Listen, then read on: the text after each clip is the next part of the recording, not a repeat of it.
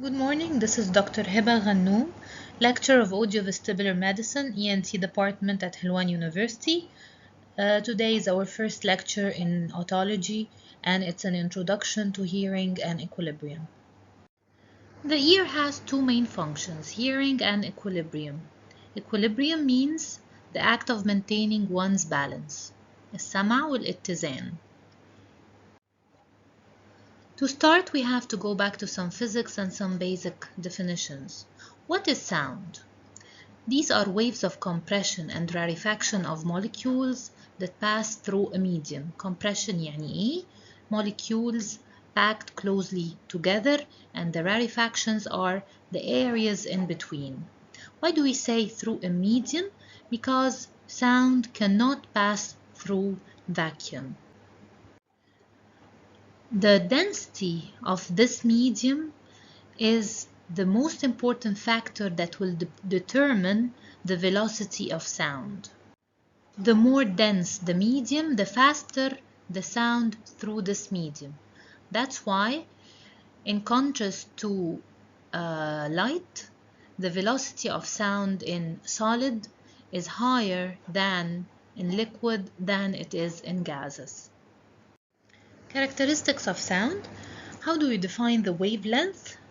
Wavelength is defined as the distance between two successive peaks or two successive troughs.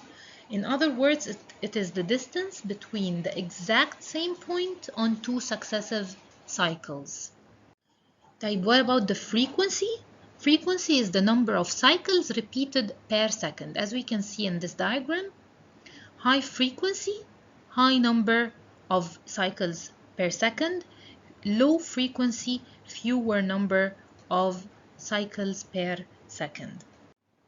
When we are describing sound in terms of the physical properties of sound, acoustics يعني, we use the term frequency.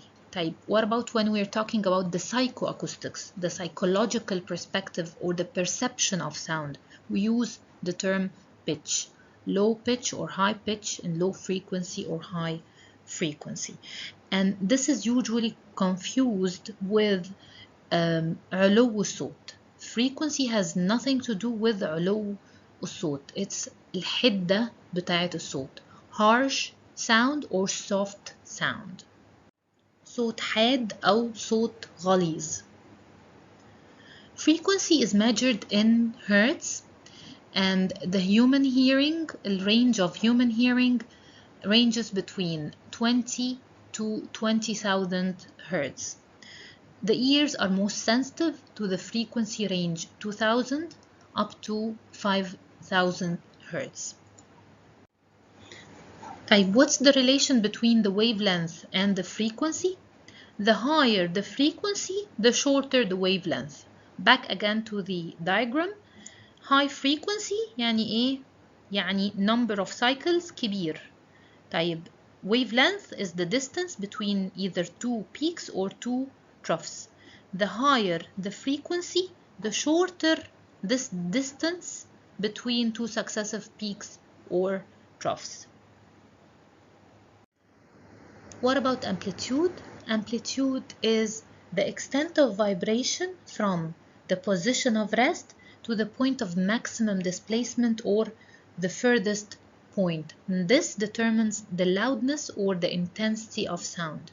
Again, زي ما قلنا في frequency والpitch, when we are talking psychoacoustics or describing the psychological aspect of sound, we use the term loudness. Whereas when we're talking acoustics or describing the physical feature of sound, we use the term intensity. Intensity is measured in decibels. What about the wave form? The pure form of a sound wave is the sine wave or the sinusoidal wave, whereas there are secondary waves that affect the wave form of the sound. And that's exactly why when we have two notes, a piano note and a guitar note, we can both having the same frequency and the same intensity, we can differentiate the two sounds from each other. We have earlier mentioned the two main functions of the ear, hearing and equilibrium or maintaining the sense of balance. Now the structure of the ear. Ear is composed of external ear, middle ear, and inner ear. So now we know the sound, these waves of compression and rarefaction will enter the ear, causing vibration of the structures of the outer and middle ear. So we're talking here about which form of energy?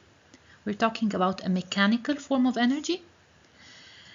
In order to hear, discriminate, and comprehend what we hear, we need to transmit this signal, this mechanical signal, up to the level of the brain. So we need to transform this mechanical energy into another form of energy that can be further utilized and processed by the brain. This means that we need to transform the mechanical energy into a neural signal. This whole process is called auditory transduction. So now we can divide the mechanism of hearing into four main steps. Number one, the transmission of sounds along the outer, middle, and inner ear. This is followed by stimulation of receptors at the inner ear. Then transmission of the neural impulse up to the auditory cortex. This is also called the auditory pathway along the central auditory nervous system.